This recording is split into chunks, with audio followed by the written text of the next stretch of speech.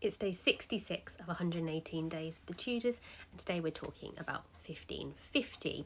And in this year, Edward Seymour is stripped of his protectorship, so he loses his power.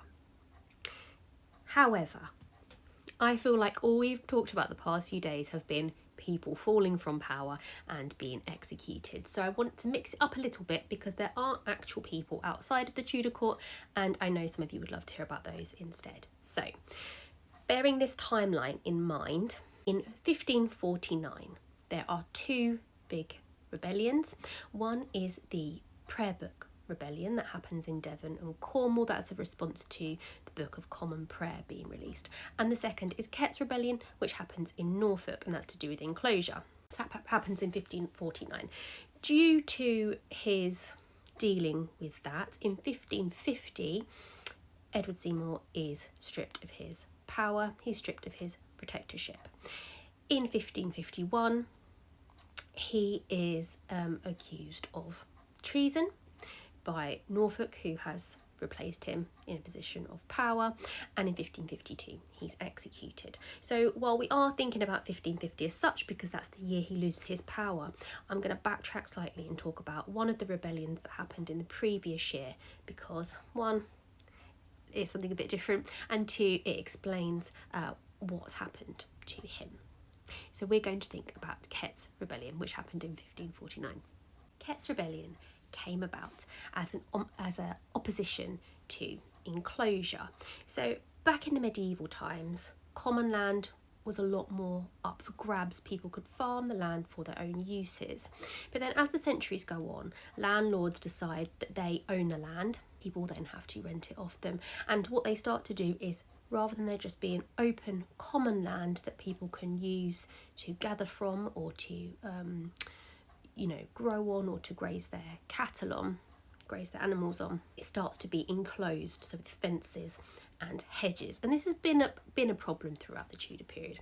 However, Edward Seymour does actually try to stop this happening. He puts something in place to say, you can't do this, it's common land, tries to get the landlords to stop this happening. However, people are impatient and it's just not happening quick enough. So in the spring of 1549, a few people get together to try and write a petition for the king. However, 5 of those are arrested and taken away, and one of them is executed. And they don't really go into much detail as to why. It says it's just unspecified reasons. In the summer of that year, a lot of the nobles are starting to leave their country estates and make their way down to London. They've got a bit of time. It's not harvest time yet, so they head off to London. And while they make that move, the rebels use that opportunity to start pulling down fences and hedges. Now, the owner of some of that land, whose hedges they start to pull down, is Robert Kett, and he actually agrees with them. He does think that this land should kind of be for anybody.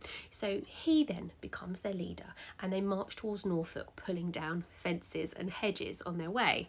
On the 12th of July, they arrive at a place called Mousehold Heath and set up a camp here, and they start to draw up a list of demands. So obviously they want the enclosures to be gone. They want that to stop, but they also don't want the nobles to be able to use this land at all. They want it for the common people, not just the land, also the rivers. They should be free to use the rivers, get fish from the rivers themselves. That the common areas should be for the common people.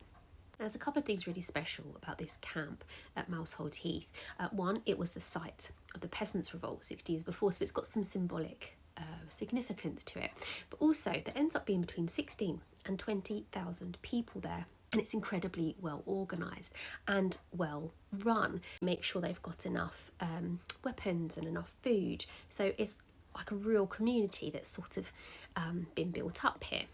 21st of July, some royal officials arrive at the camp, and they say, if you stop all of this now, then you get a pardon for treason. All will be forgiven. You can just go off home if you stop this now. And some people do accept that offer, take it and run.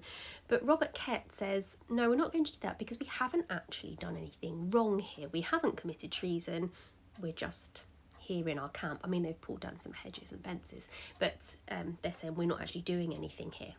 They hold out there for just over a month. On the 23rd of August, the army arrives, and around between 2,000 and 3,000 of them are killed. Robert Kett and his brother are taken off, and they are both executed for treason. But they are hung, not hung, drawn, and quartered, they are hung.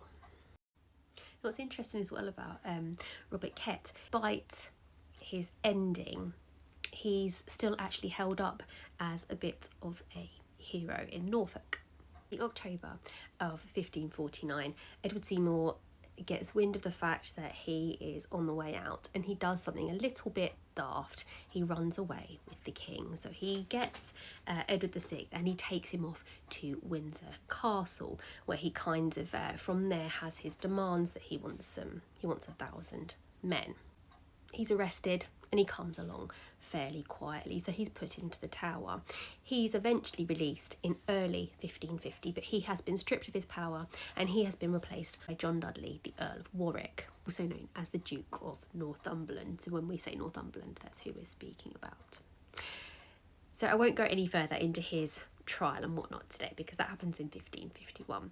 But I hope that's just given us something a little bit different today to sort of get out of the court and see what's going on in the general populace.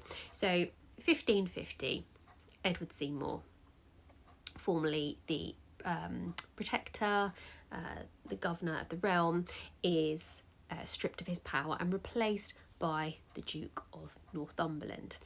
Part of the reason he's lost his power is due to his failure to deal with these two rebellions in 1549, which were the Prayer Book Rebellion and Kett's Rebellion. So I'll see you tomorrow for 1551 and we'll see what is going on then.